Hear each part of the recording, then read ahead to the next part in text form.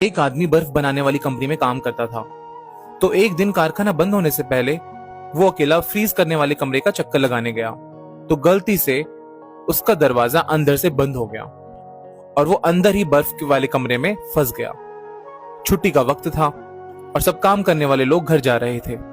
किसी ने भी अधिक ध्यान नहीं दिया कि कोई अंदर फंस गया है।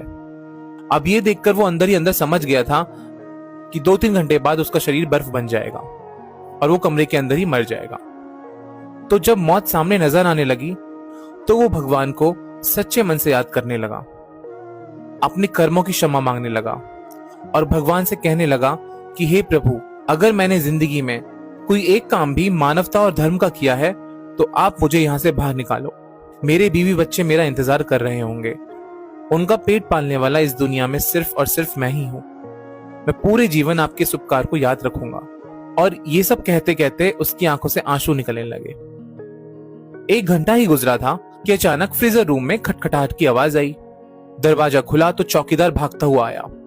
उस आदमी को उठाकर बाहर निकाला और गर्म हीटर के पास ले गया और उसकी हालत कुछ देर बाद ठीक हुई।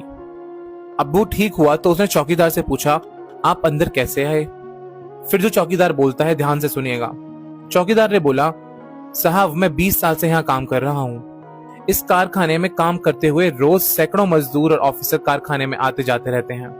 मैं हमेशा उन लोगों को देखता हूँ, लेकिन आप उन कुछ लोगों में से हो जो जब भी कारखाने में आते हो तो मुझे हंसकर राम राम कहते हो और मेरा हाल चाल भी पूछते हो, और निकलते हुए भी आपका राम राम काका कहना मेरे सारे दिन की थकावट को भी दूर कर देता है।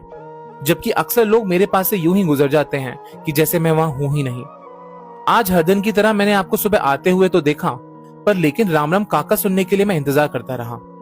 और जब ज्यादा देर हो गई तो मैं आपको तलाश करने चल पड़ा कि कहीं आप मुश्किल में तो नहीं फंसे हैं। अब ये सुनकर वो आदमी हैरान हो गया और सोचने लगा, किसी को हंसकर राम राम कहने जैसा एक छोटे से काम की वजह से आज उसकी जान बच गई। तो सुना आपने, ये होता है राम नाम का चमत्कार। तो इसीलिए कहते हैं, राम राम कहने से तर जाओगे, मीठे बोल बोलो संवर जाओगे।